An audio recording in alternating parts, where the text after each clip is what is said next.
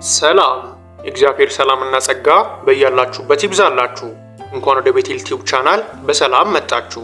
ዛሬም እንደተለመደው አይምሮን የሚያንጹ እውቀትን የሚጨምሩና የእግዚአብሔርን ቃል በጥልቀት እንድትረዱ የሚረዷችሁን ድንቅ የመጽሐፍ ቅዱስ ጥያቄዎችን ይዘንላችሁ ቀርበናል።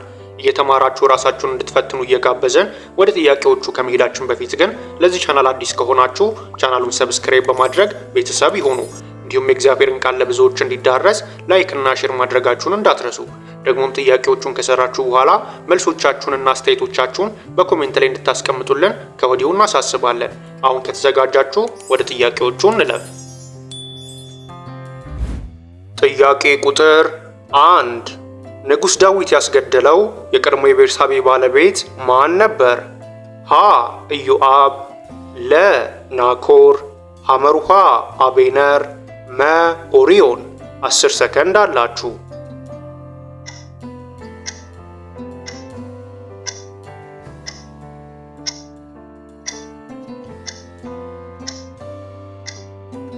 ትክክለኛው መልስ መ ኦሪዮን የሚለው ነው። ዳዊትም ልኮ ስለ ሴቲቱ ጠየቀ። አንድ ሰውም ይህች የኤልያብ ልጅ የቄጣዊው የኦርዮ ሚስት ቤርሳቤ አይደለችምን? አለ። ኢዮአብም ከተማይቱን በከበበ ጊዜ ጀግኖች እንዳሉበት በሚያውቀው ስፍራ ኦርዮንን አቆመው። የከተማይቱም ሰዎች ወጥተው ከኢዮአብ ጋር ተዋጉ። ከዳዊትም ባሪያዎች ከሕዝቡም አንዳንዱ ወደቁ። ቄጣዊው ኦርዮም ደግሞ ሞተ። ሁለተኛ ሳሙኤል ምዕራፍ 11 ከቁጥር 3 እስከ 17። ጥያቄ ቁጥር 2 አንድ የሞተ ሰው የማንን አጥንት ሲነካ ወደ ሕይወት ተመለሰ? ሀ የኤልያስ፣ ለ የኤልሳ፣ ሐመሩሃ የሳሙኤል፣ መ የኢያሱ። 10 ሰከንድ አላችሁ።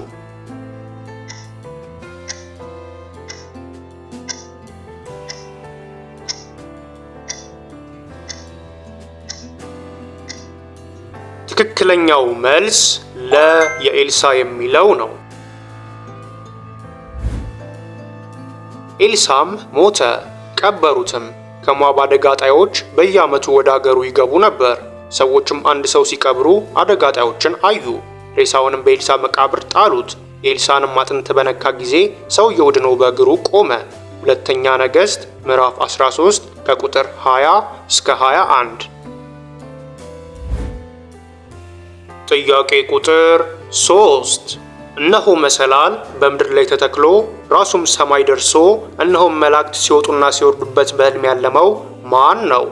ሀ አብርሃም፣ ለ ዮሐንስ፣ ሐመሩሃ ያዕቆብ፣ መ ዮሴፍ። 10 ሰከንድ አላችሁ።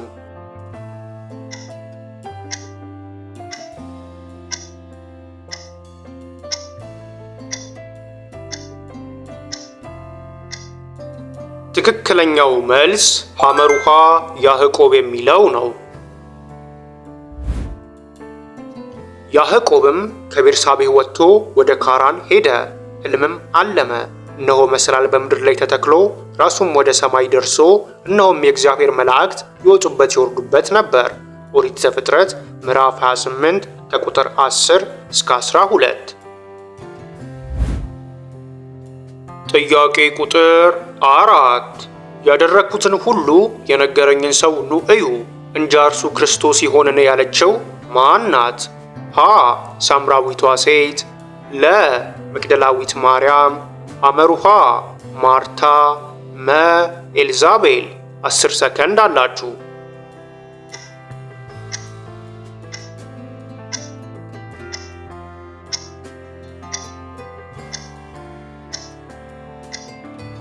ትክክለኛው መልስ ሀ ሳምራዊቷ ሴት የሚለው ነው። ስለዚህ ሳምራዊቲቱ አንተ የይሁዳ ሰው ስትሆን ሳምራዊት ሴት ከመሆን ከእኔ መጠጥ እንዴት ትለምናለህ? አለችው። አይሁድ ከሳምራውያን ጋር አይተባበሩም ነበርና። ያደረግኩትን ሁሉ የነገረኝን ሰው ኑ እዩ እንጂ እርሱ ክርስቶስ ይሆንን አለች። ከከተማ ወጥተው ወደ እርሱ ይመጡ ነበር። የዮሐንስ ወንጌል ምዕራፍ 4 ከቁጥር 9 እስከ 30። ጥያቄ ቁጥር 5 እርሱ ሊልቅ እኔ ግን ላንስ ያስፈልጋል ብሎ የተናገረው ማን ነው? ሀ ሀ ጴጥሮስ፣ ለ መጥምቁ ዮሐንስ፣ ሐመሩሃ እንድርያስ፣ መ ጳውሎስ። 10 ሰከንድ አላችሁ።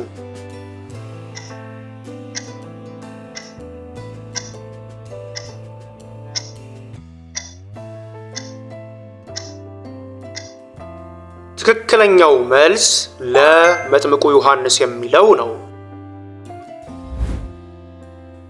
ወደ ዮሐንስም መጥተው መምህር ሆይ በዮርዳኖስ ማዶ ከአንተ ጋር የነበረው አንተም የመሰከርህለት እነሆ እርሱ ያጠምቃል፣ ሁሉም ወደ እርሱ ይመጣሉ አሉት። እርሱ ሊልቅ እኔ ግን ላንስ ያስፈልጋል። የዮሐንስ ወንጌል ምዕራፍ 3 ከቁጥር 26 እስከ 30። ጥያቄ ቁጥር 6 እግዚአብሔር በአውሎ ንፋስ ውስጥ ለማን ተናገረ? ሀ ለኢዮብ፣ ለ ለሕዝቅኤል፣ ሐመሩሃ ለዳንኤል፣ መ ለዳዊት። 10 ሰከንድ አላችሁ።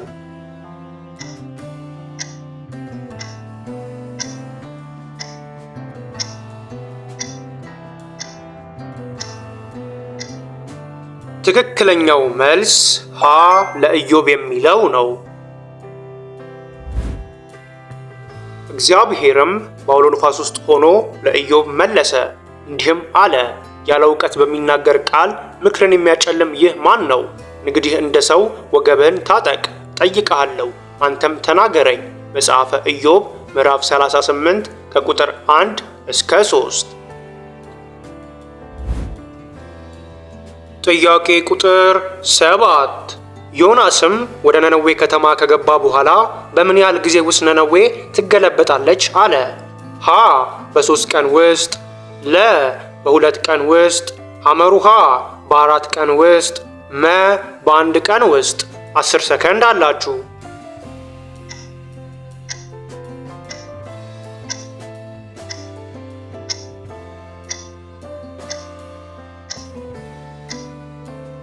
ትክክለኛው መልስ ሀ በ3 ቀን ውስጥ የሚለው ነው።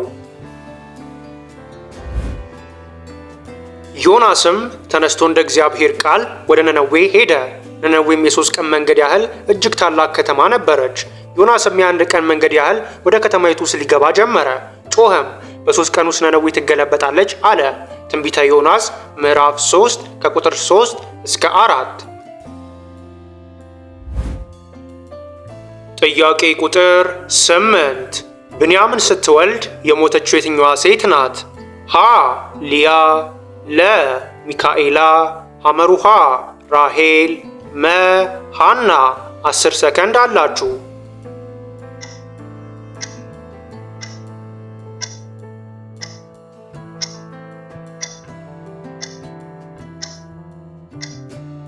ትክክለኛው መልስ ሐመሩሃ ራሄል የሚለው ነው። ከቤቴልም ተነሱ። ወደ ኤፍራታም ሊደርሱ ጥቂት ሲቀራቸው ራሄልን ምጥ ያዛት፣ በምጡም ተጨነቀች። ምጡም ባስጨነቃት ጊዜ አዋላጂቱ አትፍሪ፣ ይህኛው ደግሞ ወንድ ልጅ ይሆንልሻል አለቻት። እርሷም ስትሞት ነፍሷ በምትወጣበት ጊዜ ስሙን ቤኒኦኒ ብላ ጠራችው። አባቱ ግን ብንያም አለው። ኦሪት ዘፍጥረት ምዕራፍ 35 ከቁጥር 16 እስከ 18። ጥያቄ ቁጥር 9 እንደ ብዙ ውሃም ድምፅና እንደ ታላቅ ነጎድጓድ ድምፅ ያለ ከሰማይ ድምፅን ሰማው፣ ደርዳሪዎችን በገና እንደሚደረድሩ ያለ ድምፅ ሰማው ያለው ማን ነው? ሀ ሕዝቅኤል፣ ለ ኤርምያስ፣ ሐመሩሃ ዮሐንስ፣ መ ጳውሎስ። 10 ሰከንድ አላችሁ።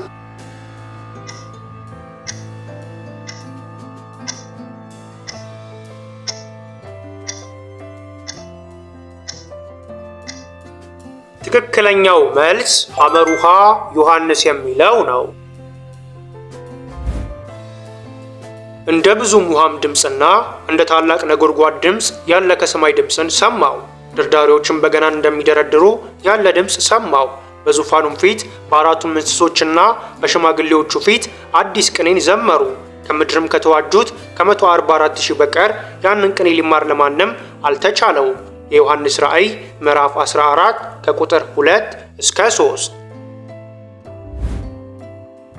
ጥያቄ ቁጥር 10 በራእይ መጽሐፍ ውስጥ በሰማያት ያሉ እጅግ ብዙ ሰዎች ምን ለብሰዋል? ሀ ነጭ ልብስ፣ ለ በዕንቁ የተለበጠ ልብስ፣ ሐመሩሃ የወርቅ ቀሚስ፣ መ ሐምራዊ ልብስ። 10 ሰከንድ አላችሁ።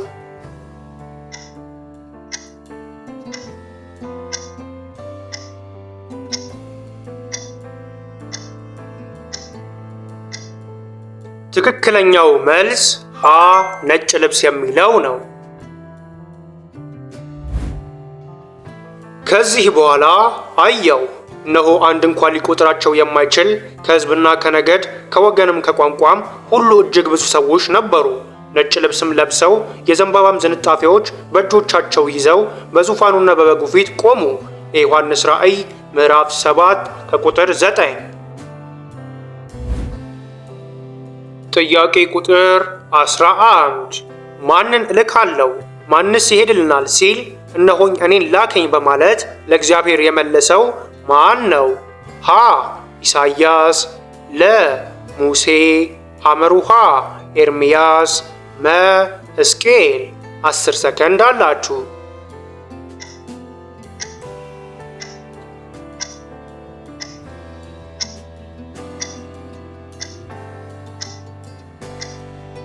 ትክክለኛው መልስ ሀ ኢሳይያስ የሚለው ነው። የጌታንም ድምፅ ማንን እልካለሁ ማንስ ይሄድልናል ሲል ሰማው። እኔም እነሆኝ እኔን ላከኝ አልሁ። እርሱም ሂድ፣ ይህን ሕዝብ መስማትን ትሰማላችሁ አታስተውሉምም፣ ማየትንም ታያላችሁ አትመለከቱምም በላቸው። ትንቢተ ኢሳይያስ ምዕራፍ 6 ከቁጥር 8 እስከ 9። ይህን የተናገረው ሰው ነቢዩ ኢሳይያስ ነው።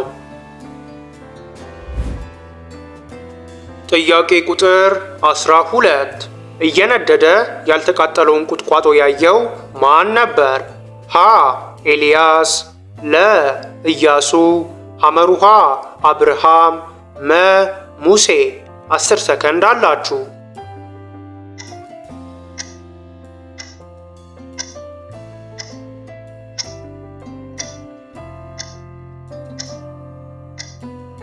ትክክለኛው መልስ መ ሙሴ የሚለው ነው። የእግዚአብሔርን መልአክ በእሳት ነበልባል በእሾህ ቁጥቋጦ መካከል ታየው። እነሆም ቁጥቋጦው በእሳት ሲነድ ቁጥቋጦውም ሳይቃጠል አየ። ሙሴም ልሂድና ቁጥቋጦ ስለምን አልተቃጠለም? ይህን ታላቅ ራእይ ልይ አለ። ኦሪት ዘጸአት ምዕራፍ 3 ከቁጥር 2 እስከ 3። ጥያቄ ቁጥር 13 የማቴዎስ ወንጌል ምዕራፍ 6 ቁጥር 33 አስቀድመን ምን እንድንፈልግ ያስተምራል? ሀ ጥበብና መረዳትን፣ ለ ፍቅርንና ይቅርታን፣ ሐመሩሃ ጽድቅንና መንግሥቱን፣ መ ሰላምና አንድነትን። 10 ሰከንድ አላችሁ።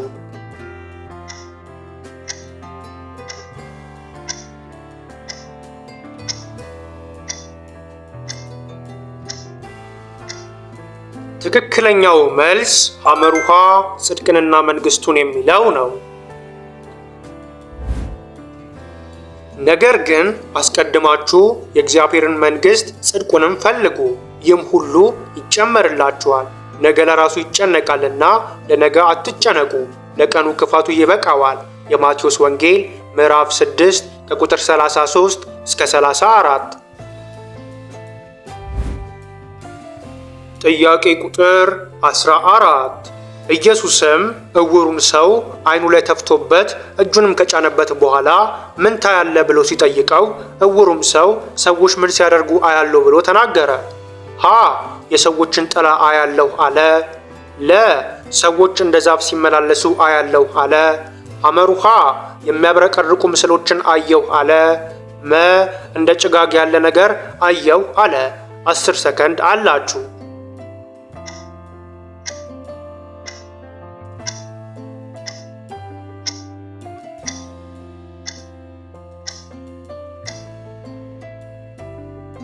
ትክክለኛው መልስ ለሰዎች እንደ ዛፍ ሲመላለሱ አየሁ አለ የሚለው ነው። ዕውሩንም እጁን ይዞ ከመንደር ውጭ አወጣው፣ በዓይኑም ተፍቶበት እጁንም ጭኖበት አንዳች ታያለህን ብሎ ጠየቀው። አሸቅቦም ሰዎች እንደ ዛፍ ሲመላለሱ አያለው አለ። የማርቆስ ወንጌል ምዕራፍ 8 ከቁጥር 23 እስከ 24። ጥያቄ ቁጥር 15 ኢየሱስ እውነትን ታውቃላችሁ፣ እውነትም ምን ያደርጋችኋል ነበር ያለው? ሀ ጠቢብ ያደርጋችኋል፣ ለ ከፍርድ ያስመልጣችኋል፣ ሐመሩሃ ጠንካራ ያደርጋችኋል፣ መ አርነት ያወጣችኋል። 10 ሰከንድ አላችሁ።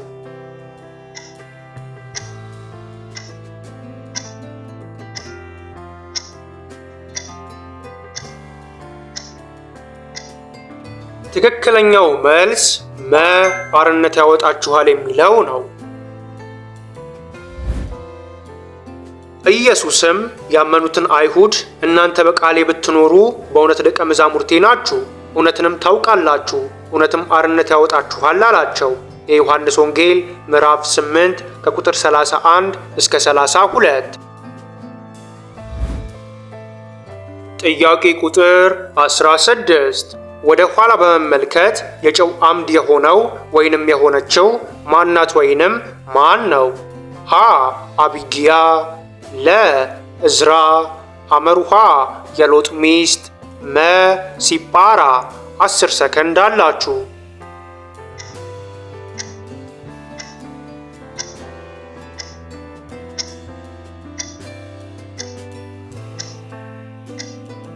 ትክክለኛው መልስ ሐመሩሃ የሎጥ ሚስት የሚለው ነው። እነዚያንም ከተሞች በዙሪያቸው ያለውንም ሁሉ በከተሞቹም የሚኖሩትን ሁሉ የምድሩንም ቡቃያ ሁሉ ገለበጠ። የሎጥም ሚስት ወደ ኋላ ተመለከተች፣ የጨው ሐውልትም ሆነች።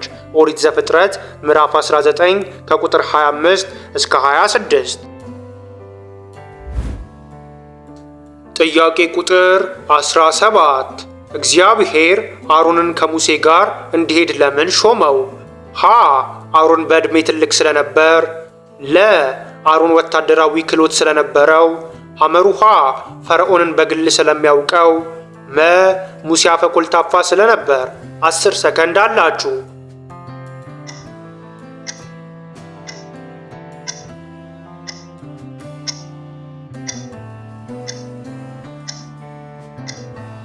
ትክክለኛው መልስ መ ሙሴ አፈ ኮልታፋ ስለነበር የሚለው ነው።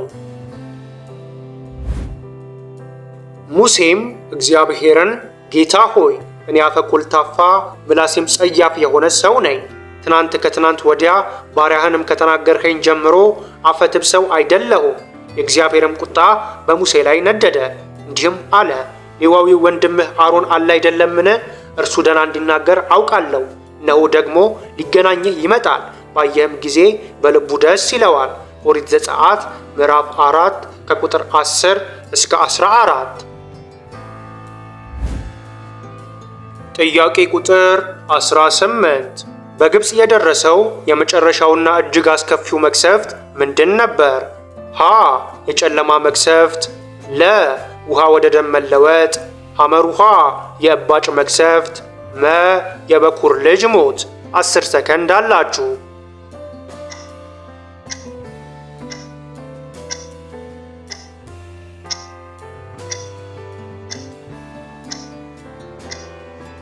ትክክለኛው መልስ መ የበኩር ልጅ ሞት የሚለው ነው። ሙሴም አለ፣ እግዚአብሔር እንዲህ ይላል፣ በእኩለ ሌሊት እኔ በግብፅ መካከል እወጣለሁ። በግብፅም ሀገር ያለ በኩር ሁሉ በዙፋኑ ከሚቀመጠው ከፈርዖን በኩር ጀምሮ በወፍጮ እግር እስካለችው እስከ ባሪያይቱ በኩር ድረስ የከብቱን በኩር ሁሉ ይሞታል። በግብፅም ሀገር ሁሉ አስቀድሞ እንደርሱ ያልሆነ ኋላም ደግሞ የማይሆን ታላቅ ጩኸት ይሆናል። ኦሪት ዘጸአት ምዕራፍ 11 ከቁጥር 4 እስከ 6። ጥያቄ ቁጥር 19 ኢየሱስ 5000 ሰዎችን ለመመገብ ስንት እንጀራን ተጠቀመ? ሀ 7፣ ለ 10፣ ሐመሩሃ 5፣ መ 4። 10 ሰከንድ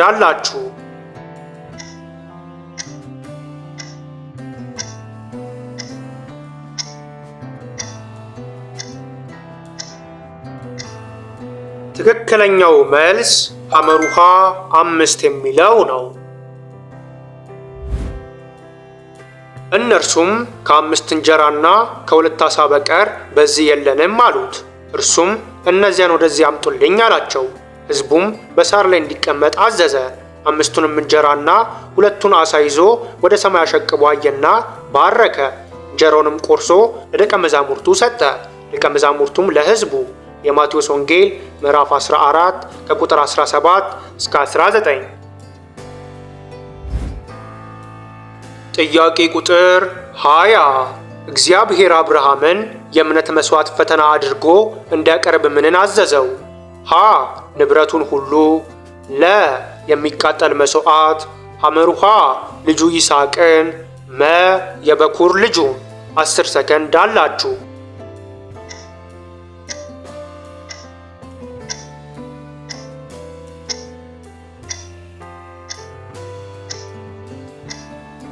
ትክክለኛው መልስ ሐመሩሃ ልጁ ይስሐቅን የሚለው ነው። ከእነዚህም ነገሮች በኋላ እግዚአብሔር አብርሃምን ፈተነው፣ እንዲህም አለው፣ አብርሃም ሆይ። አብርሃምም እነሆ አልሁህ አለ። የምትወደውን አንድ ልጅህን ይስሐቅን ይዘህ ወደ ሞሪያም ምድር ሂድ። እኔም በምነግርህ በአንድ ተራራ ላይ በዚያ መስዋዕት አድርገህ ሰዋው አለ። ኦሪት ዘፍጥረት ምዕራፍ 22 ከቁጥር 1 እስከ 2። ውድ የቤቴል ቲዩብ ተመልካቾቻችን እግዚአብሔር በቃሉ ብርሃንነት ይምራችሁ፣ በቤታችሁና በኑሯችሁ ሁሉ ሰላሙን ያብዛላችሁ፣ ቃሉን የምትሰሙ ብቻ ሳይሆን በሕይወታችሁ የምትኖሩ ያደርጋችሁ እያለን በሚቀጥለው ቪዲዮ እስከምንገናኝ ድረስ እግዚአብሔር አምላክ በሰላምና በጤና ያገናኘን። ቸር ቆዩልን። ቻው።